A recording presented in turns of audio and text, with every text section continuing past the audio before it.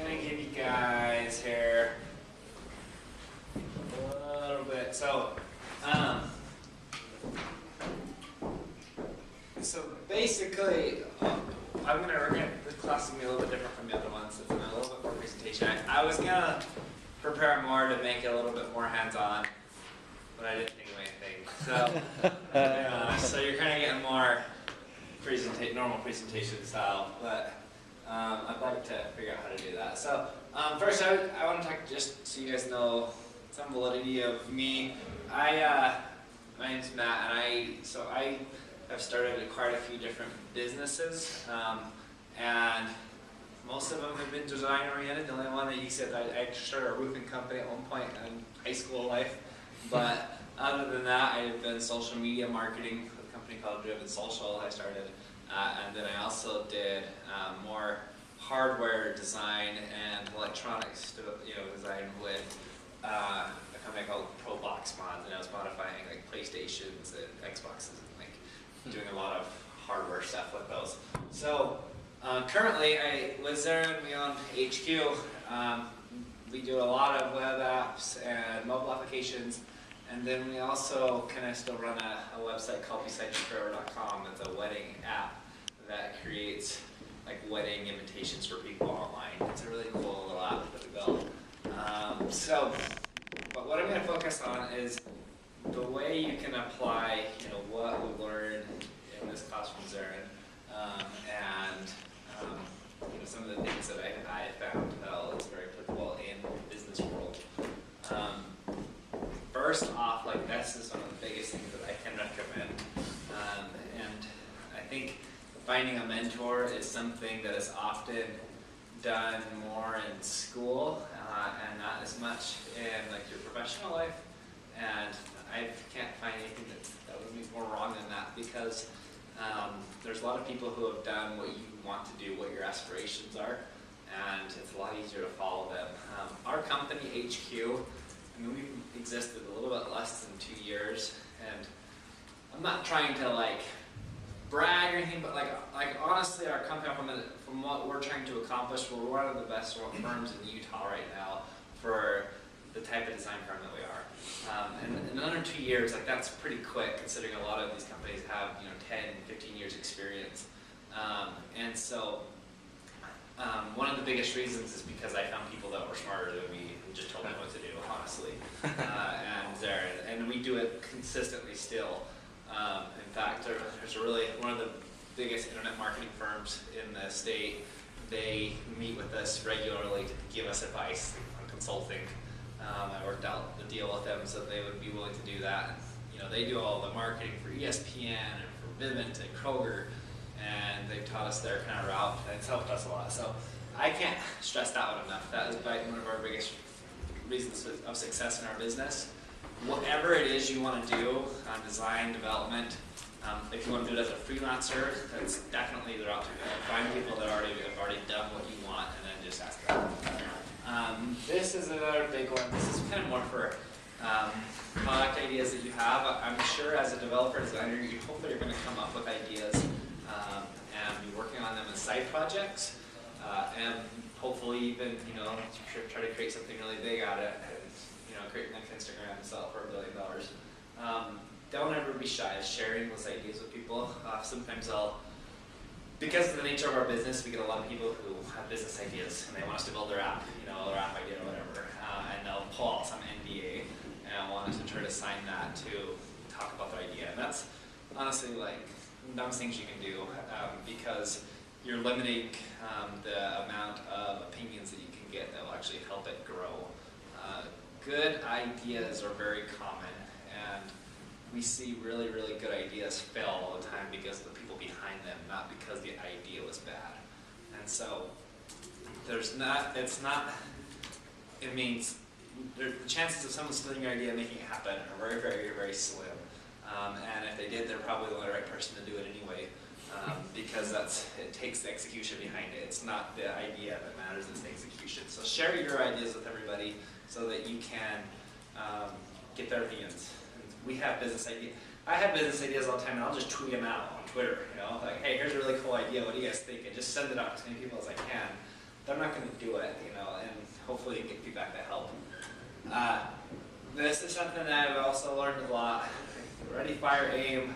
I think sometimes people get really cautious about what they want to do, and so as a designer, as a developer, and as the side projects that you have, don't get over cautious on what it takes to get it done. Just do it. Just figure something out and just try. I told you I was roofing. I started this little roofing company, and I quit that. I had a really good income, so I thought, doing that, and I quit it to start a business called anotherfundate.com. And the idea that I had was that it was going to be this website that helped you find deals and dating ideas in your area. Like, I did a lot of research on it, and it was really dumb. Like, there's no way that would have worked. And while I thought it was a good idea, I quit my job over it. In that sense, that was all my income, and like, it was stupid, But the things that I learned from that helped me do everything else that I did. So, like, even though I didn't, aim, get perfectly ready to do it, I just jumped in and figured it out. I'm very, very happy that I took the jump to do something like that. This is really big, learn this, especially in the world that we're in, tech world, in design and development. I don't think anybody is great at everything. You can be great at like maybe one thing, and everything else you're probably just mediocre at. I'm a very, very mediocre designer. I'm a very even worse developer. But I am pretty good at like business, and I understand how all that works, and sales and finances, and that's what I've studied my whole life. Zarin is an awesome designer, and he's he was a good developer. He's not as good anymore, because just employees are better than him on the development side. But he's a very, very good designer. And working, it would have been really easy for me to try to find someone that I'm just friends with. And that's what a lot of people do, is they find people that they're friends with to work with. And that doesn't, help. And although me and Zarin were friends in life, but not that good of friends. Like, I think I didn't even have his phone number when we started working together. I just knew who he was. Find people who complement what you can do, and you'll be able to do a lot more. So if you're a really good developer, obviously you're probably going to need a really good designer to do any project that you need help with. You also probably need someone that is really good at sales, because any project is going to need a lot of sales. That's like a really big part of it. So, and that's what leads me into this, is that's a skill that no matter what you are doing, I think you need to learn. If you're a designer, you need to learn to sell your designs to people, whether that's a client. That's often something that we have to do, is we come up with these really good designs and the client doesn't like it.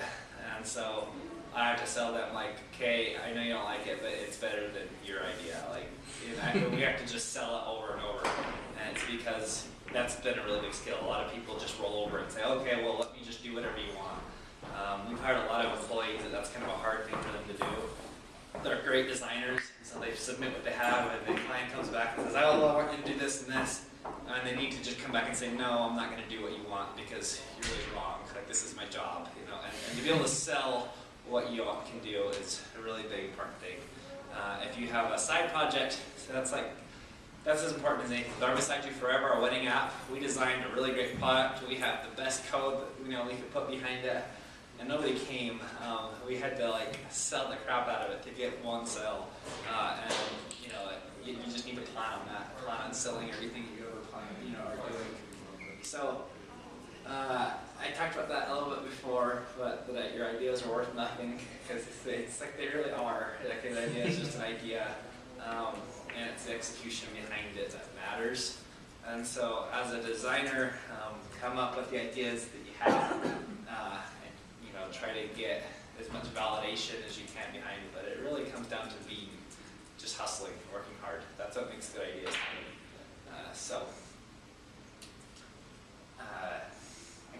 That's kind of straightforward, but like I told you, it was really good for me to quit my job and career.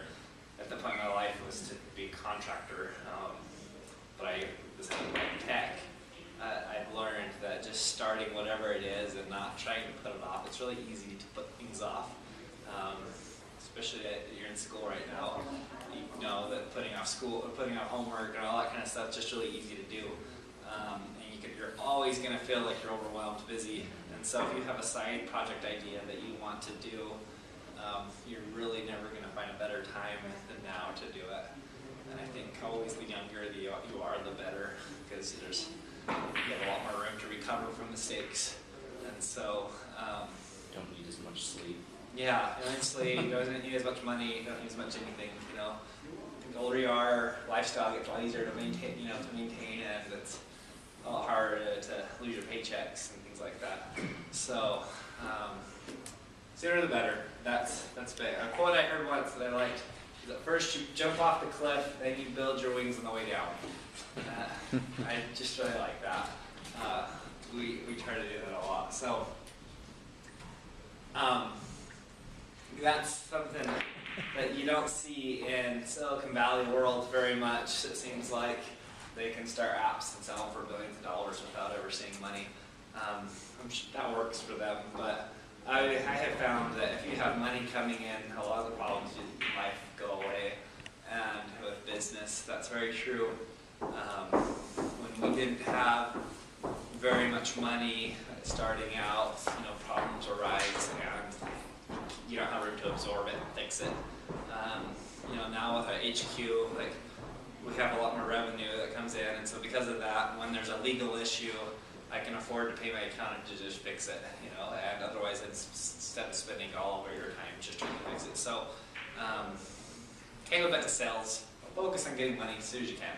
Find any way you can to do that. If you're going to do a side project, just find money, and it doesn't matter if it's not exactly the way you thought it would come in, just figure that out. With Beside You Forever, our wedding app, that was the first business that me and Zarin started, that we still maintain today. We weren't getting very much money at first because we needed all these engaged couples to sign up, and they didn't pay us very much.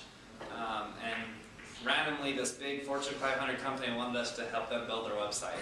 We had no desire to get into the website design business, and they were willing to pay us a lot of money, so it's like, oh, well, we have this business, and so we started sending them invoices from besideyouforever.com, and they were like, what is this, like, you're a wedding website? And it was just kind of a funny thing that happened, but it put money in the bank for us, and we were able to afford doing everything else that we were trying to do.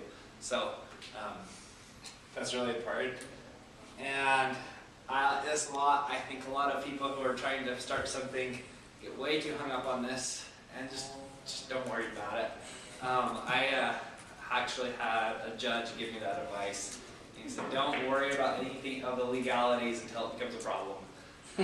Because you'll try to start things, you worry about getting a business license, and you'll worry about getting contracts and things. And when you have enough money like before, then you can worry about it. Then it's a problem, and you can pay to do it the right way. But if you focus all your time and energy on trying to do things right, you won't ever do it. And so I found that just try to get money first, then worry about this. Because otherwise, nothing ever happens. I've seen a lot of people try to start little websites or apps and spin their tires over and over because they're trying to figure out the most correct way to start off. When this is, I think the most correct way to start off is by getting sales. That's what matters. So all of you, can I ask, I've asked this last time I was in here, but I can't remember. How many of you consider yourselves developers? Everybody. And how many consider yourself a designer? Two as well. Just two. Okay, great. So, I really suggest where you guys are at, trying to sell that service to other people, and that's a really good way to kind of get your feet wet in business. I don't know, have any of you started a business? I should ask that right from the start, I'm curious. You have? Okay. And then, great. And so, I feel like this is something that has helped me a lot, and this isn't for everybody, but it has worked really well for us, is that starting a product is really hard. Like to get a product and sell it and do really well, unless you have a really good income coming in from somewhere else. But there is a lot of hoops to go through it in the business world that you just don't learn right off. And starting a business in a service industry, so you that are developers, selling your skills as a developer, that's how we started. you learn a lot that way. You're learning an agency world, which may not be what your aspirations are, but it teaches you a lot on just how money works and how the business world works. And then if you have an idea for a product, then you won't have to worry about the business side as much. You can focus on building a great product and understand how everything else works. So that's, like I said, not everybody does it done this way. Plenty of people have started really cool products and made tons of money from that. But services are easy. I would say that a service-based business is a lot easier to start because there's no money up front. You can just sell yourself immediately. Every single one of you can walk out the door and probably find someone that would pay for your services. You can still are clients. You know, go to my local company list and start calling them and say, hey, HQ's doing this, and I can do it for you cheaper. Like, just figure out a way. It's a lot easier to do, and you would get paid really quick. That's something that goes back to, let's say, oh yeah. Great. The question, kind of what's the distinction between a service and a product?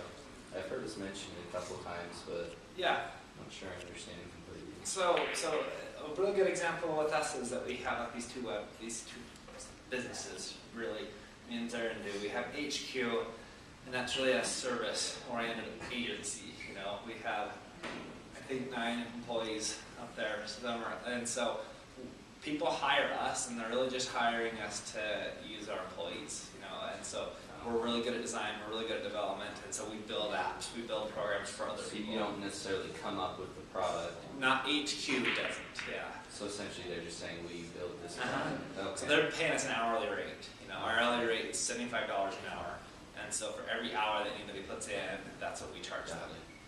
So that's a service, and so they pay us up front. For us, we do it on a retainer, and so they'll pay us $5,000 up front, and then we just bill against that retainer. So that's why it's easy, because they pay us everything right from the start. Whereas a product, and like our wedding app, is a product. People go on and they use this app, and it costs $30 to use it. We don't do anything. You know, I'll get sales on this all the time, and it just hits my phone, and it's like, oh cool, we just got another sell on that. The product did it, you know. So that it's hard for that one. So for me and Darren, I'll give you numbers. I think we spent around $20,000 when we were in college to build that whole thing. That's expensive, you know, for a college student. And you know, we have to get every sale that comes through. It's only $30. It takes a lot of $30 sales to get your money back, you know, with something like that. So whereas, you know, a service, we can charge $20,000 right up front and then just get it all, you know, but it's not scalable. So that's kind of the difference. That why starting a product-based business is often a little bit cooler, because like our wedding app, we could get 10,000 sales tomorrow, and I wouldn't have to do anything. Like, it would just keep running, right? If I get, you know, 10,000 hours worth of work for HQ, it's a big pain to grow and to try to manage all of that. And so it's hard to grow when you have a business. It's a service. Okay. So thank you. Yeah. Questions? Do you not have questions like that? Anybody? Okay. Yeah, this is just what I learned with the wedding app. I told you a little bit about that we built this thing. It was like the coolest thing in the wedding industry. We thought, hey, we're going to build this thing, and everybody's going to love it, and people are going to come, and we're going to get lots of sales. And we built it, and like, nothing really happened. You know, people don't just come. You have to do a lot on the sales side and the marketing side to make anything happen. And so even our business HQ, I think we have some of the most talented people around, you know, around working, and you can do anything. Just because we have this awesome firm doesn't mean people just automatically come to us. We still have to do outreach and do things that get people to be interested in us. So that's kind of a lesson learned thing for me. I don't think that it happens that way. And sorry for the quote. This is a quote that I read in a book that I just really liked a lot. And it said, it's better to build a half product than a half-assed product. I just read that once, and I was like, it could resonate more with me. Everybody's working under a budget. It doesn't matter what you're doing, there's a budget on everything. And so you're always going to have to make decisions on how you're going to do things in a way that fit within the means that you have. And if you're doing something that services, you're going to have to find a way to take, work for a client for less money than you would have liked because that's what the money that they had. Or if you're building something yourself, you only have so much free time that you can give, or there's only so much you can pay. For us with our wedding app, our funds have limits, and 20,000 happened to be our limit, that we could put into it. And although I would have liked to put more, we couldn't. So making something that's really great in itself is like always going to be a better bet than trying to make something that does everything in the world, but it kind of sucks at everything. I think we live in a world right now that there's so much innovation happening in so many different areas that if you try to be the all-in-one and you suck at all of them, it's not going to work because there's too many other solutions out there that do the things really well. And so anything that you do, I think it is better to, even if you can't do all the features or do everything that you like, do it really well. Do what you can do really, really well. And I'll give you a little bit of insight. So me and Zarin right now, we're building another product. It's kind of similar to our wedding app, but it's for contractors. Basically, it's a really simple idea, but it's like a website creator for contractors. People like plumbers and roofers sometimes come to us and want us to build them a website, but we're like totally overkill for a company like that. We charge way too much for them to be able to hire us, and so we just don't work with any of them really, as it happens.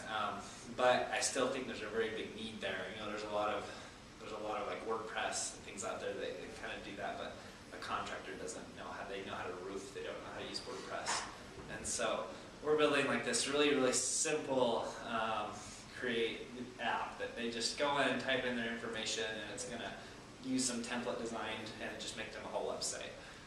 We don't have the funds right now to do everything that we would like to do with that, and so, but the parts that we are doing, we're doing like really, really, really well. And there's going to be some other parts that we're going to have to do as somewhat of a hybrid service product where we're going to have to help them a little bit along the way, but it's still going to be really cheap for us.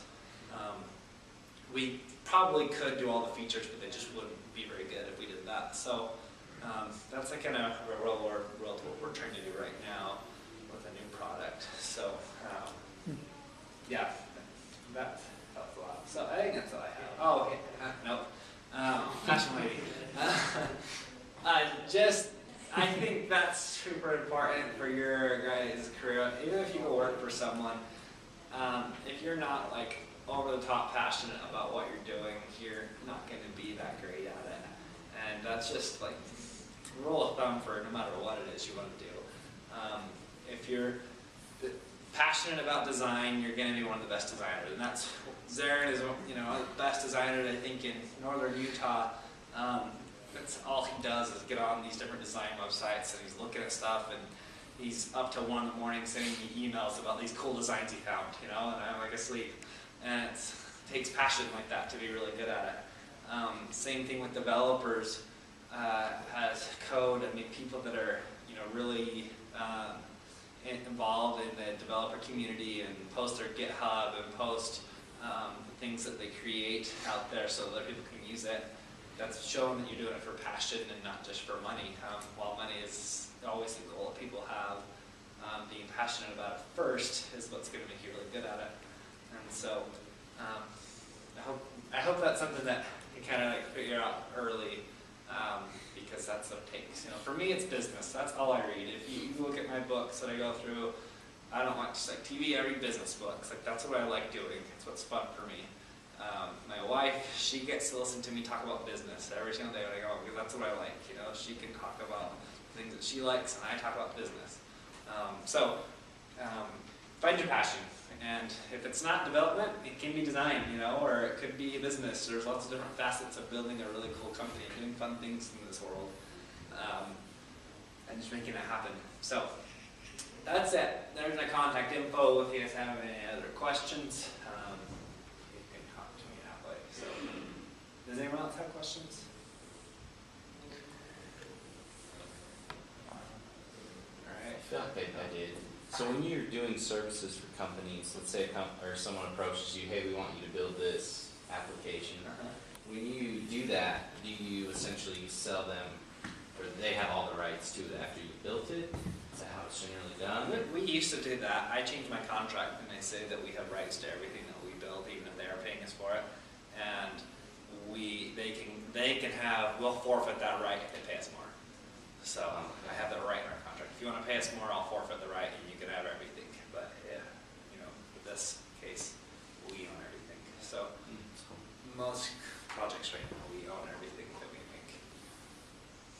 So with custom development, like often you can't really reuse what you built anyway without some significant modifications.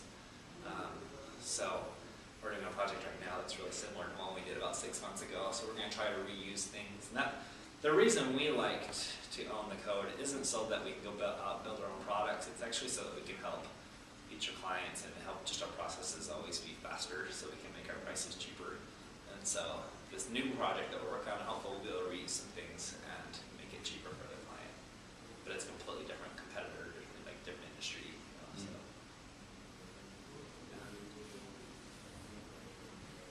Now you host that, right? What's that? You host?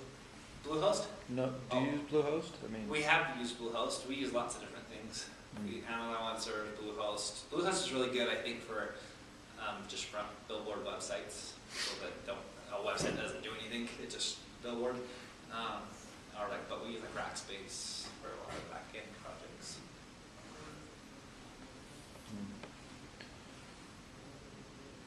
you don't have your own servers though. We don't. I don't think now it's worked that. We've done a lot of research on that, and I think some old school companies will have their own servers, but like there's a lot to maintain, and if you have the funds to maintain it, and if it makes it worth it to maintain it, you know, like keeping up, like that's what's nice about Rackspace is they're upgrading their servers all the time. So I get on a new upgraded server without actually paying, you know, up front. So, and the redundancies of hosting your own. I mean, most things don't happen. Bad things don't happen that often, but they sometimes do, you know. And if you have some trencher come dig your fiber optic line to your building, and all of a sudden everything you have on that server is down until you figure out a physical way to connect it, like something crazy like that, you don't have to worry about that with a third party. So that's how we deal with it. Some companies might be good for them to host their own, but not any clients that we have. What about like backups and stuff? Yeah, backups. We'll just, even then though, our backups are always on like repositories, online repositories. So we use Bitbucket for our backups, like or GitHub, either one of those. Yeah. And then we have a lot of redundancies on our project. We used to have like physicals. Zarin has a big, huge external hard drive that we used to back things up on, but we don't even do that anymore because we have it on so many different cloud devices. It's on repositories. We have it backed up to our Google Drive storage. So everything's just cloud. Like nowadays, it seems like it's cheaper even to do it that way. So, So when you work with businesses, if you work with is there differences between the businesses in terms of how you can anticipate the kind of way that you're going to interact? So if you're working with folks that you've worked with before and you're doing contract for them, you get a different kind of relationship than if you go work for a larger company that's more established maybe. And you'll see different. We have a lot of different experiences just with companies of the same size. So I can give you an example. 2 clients that we have. Market Star is like just right down the street, and then another client that we have that's about the same size. They're called School Improvement Network. They're in Salt Lake. Market Star, so Zarin is kind of the lead on that one, and he'll do all these really, really good designs and send it to them, and they'll actually like get into Photoshop and then redesign the whole thing themselves, you know. And they're not like angry at us or anything. That's just the way they are. Like they just want to do it themselves, and it's like, well, you just paid us a ton of money to do what we just did, and then you just redid it. Like, okay, that's fine. And they don't care, and they think, you did a really good job, thanks, you know, this is how we want it though. And so they're like crazy hands-on, you know, like very, very. And then we have this other client in Salt Lake, and one of our employees leads, I don't know if you guys know Cole, one of our employees, he leads everything on that, and they don't even ask. Like, he sends them something and they don't even give feedback. Like, yep, that's great. Let's go ahead, you know. And this is a big deal. Like, what we're doing for them is really big. So, yes, every client's different. We have a little questionnaire that we ask them at the first of every project on how involved they would like to be.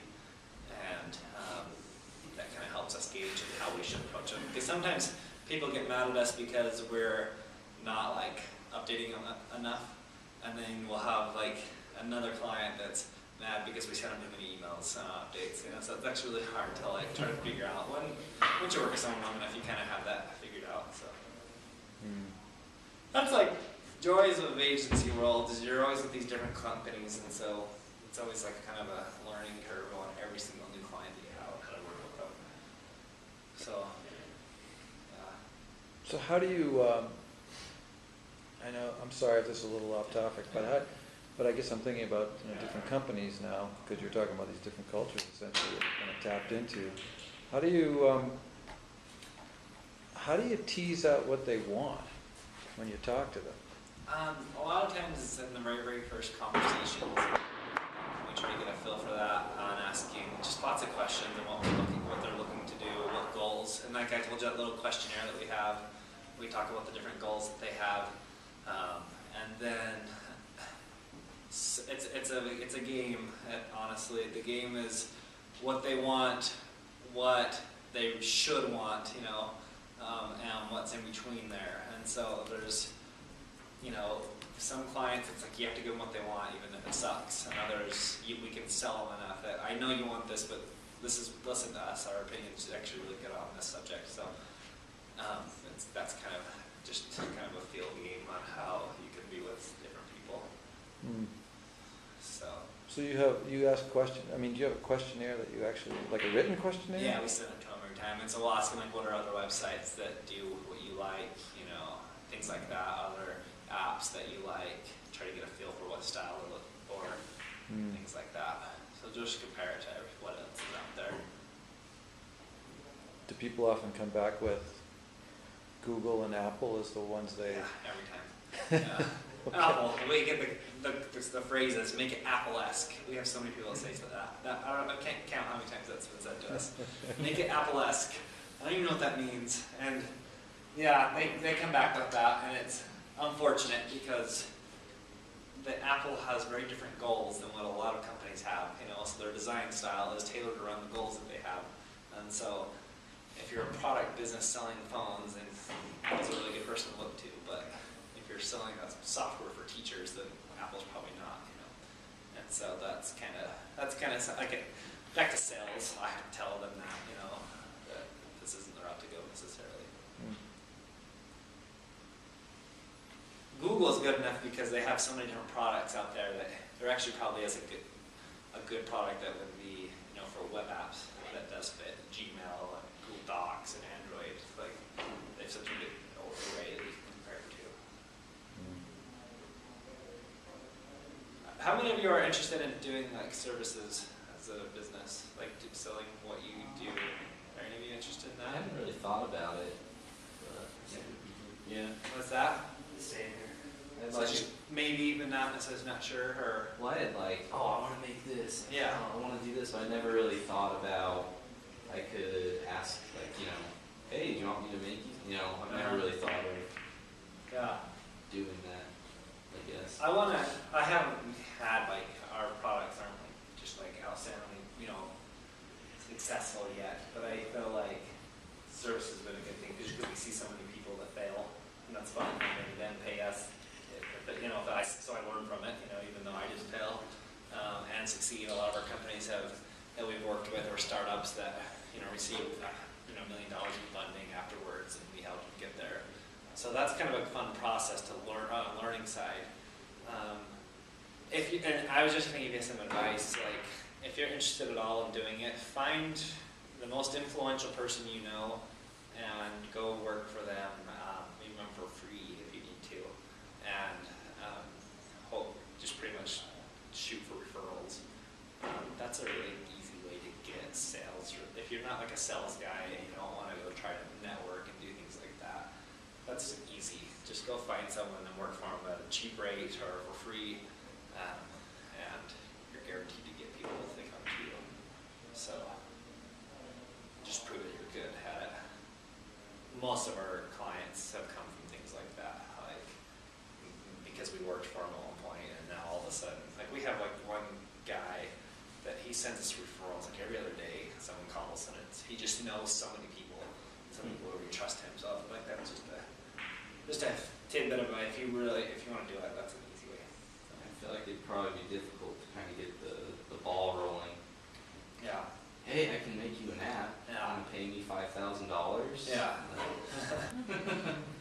And that's why I suggest finding someone that can refer. You know, we have a whole list of people that we've helped that we get tons of stuff from now. Like it's just like way more than we could ever handle.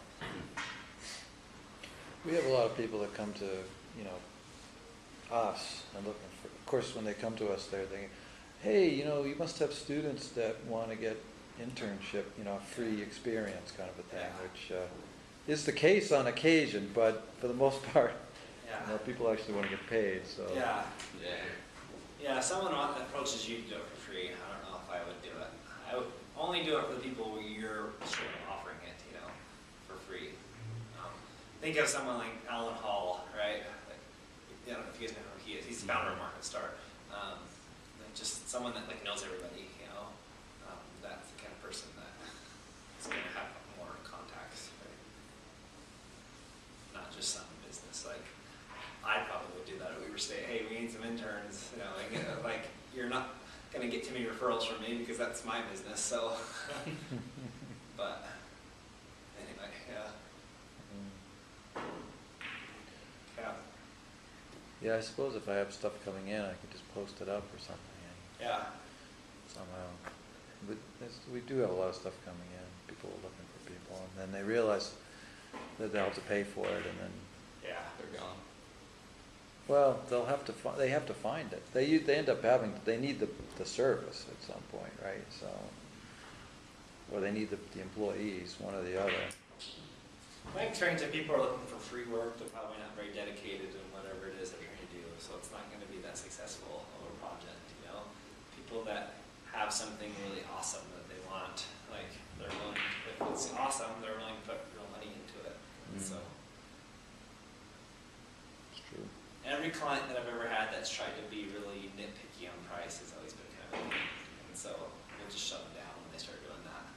It's like, yeah, I don't want to work for you because you're not that dedicated. And so if you're not dedicated, then I don't want to be dedicated. So Do you say that up front? indirectly.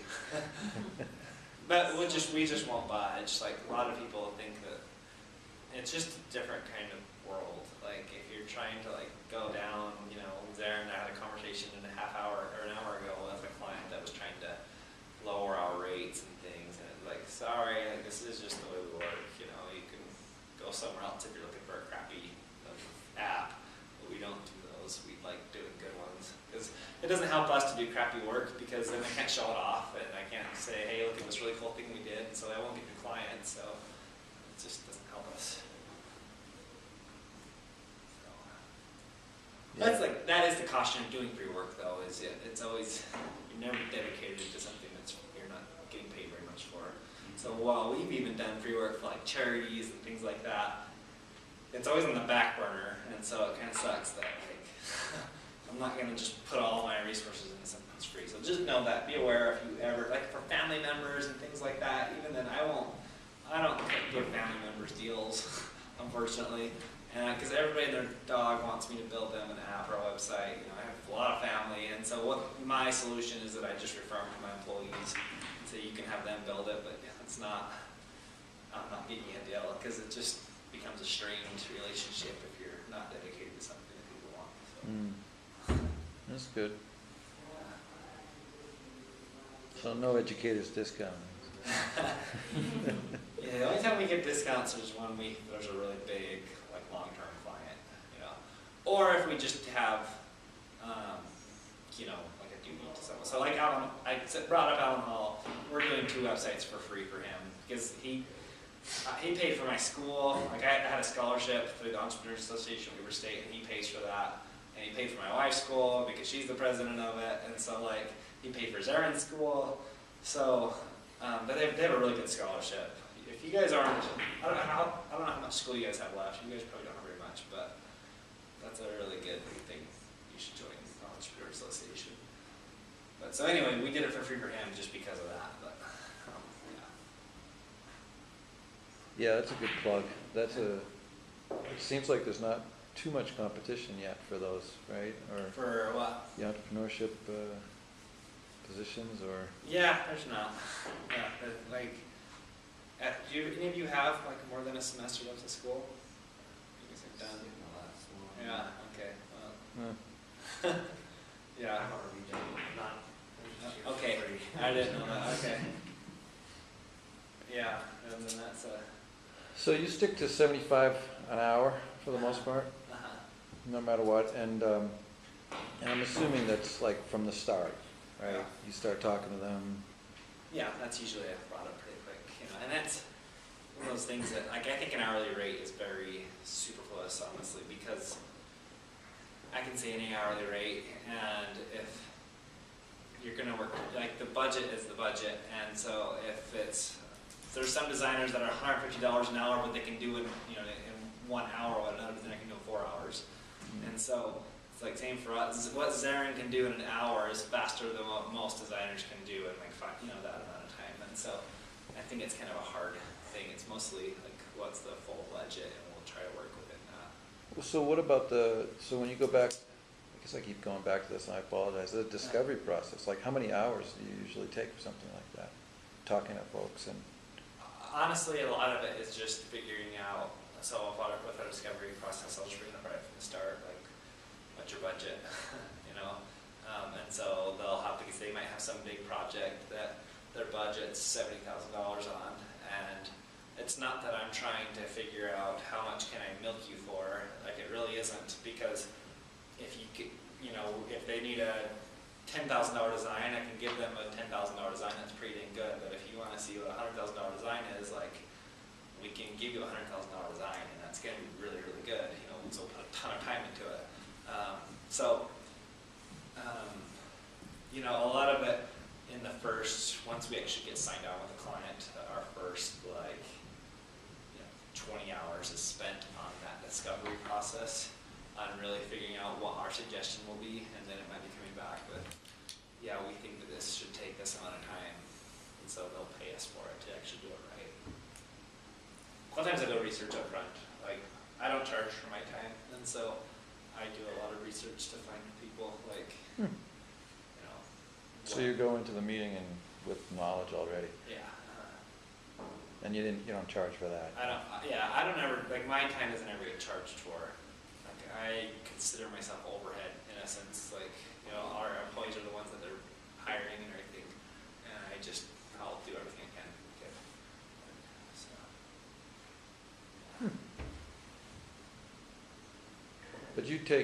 But it's not just you doing that discovery, so to speak. I mean, you're bringing in Zarin. A lot, if they haven't paid us, it is. And so if they haven't, like, sometimes if it's a really big web project that there's a lot of back-end development, that I'm not like some hardcore Ruby developer, and so I don't know everything that it would take to do something in Ruby. So I'll meet with our developers for an hour, and we'll just kind of discuss it.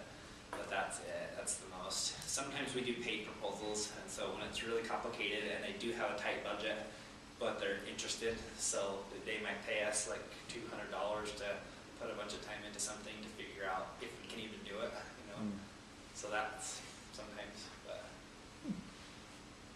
because it's like, to really know how long something's gonna take, like, you don't. Like, you can spend 20 hours and get a pretty good feel for it, but nobody has 20 hours to figure out if you can do it or not, Like, so it's kind of, for big development projects, you have to kind of do it piece by piece, I think.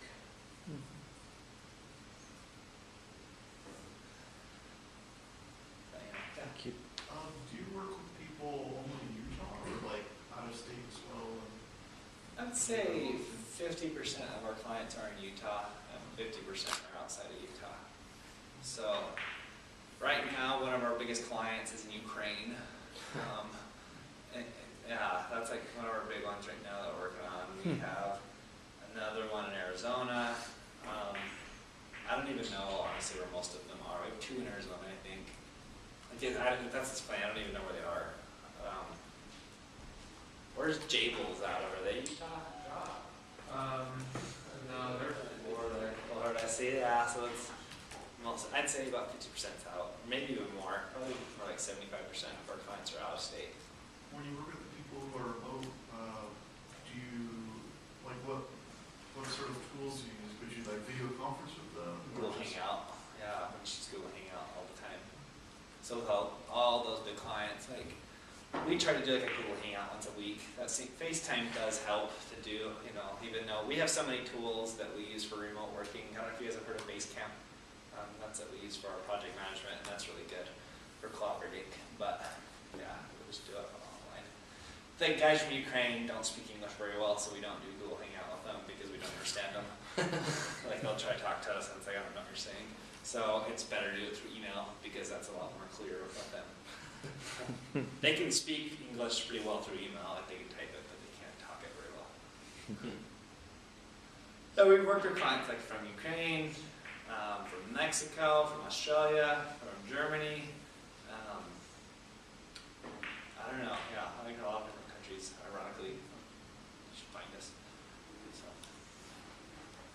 That is interesting, actually. But people they- outside of Utah pay a lot more, so that's a really good thing. Anybody outside of Utah will pay us. Like, it's not that we don't charge any different. I don't like inflate my prices for anybody, but I don't get pushback at all. And so if they're outside of Utah, I'll give them my price.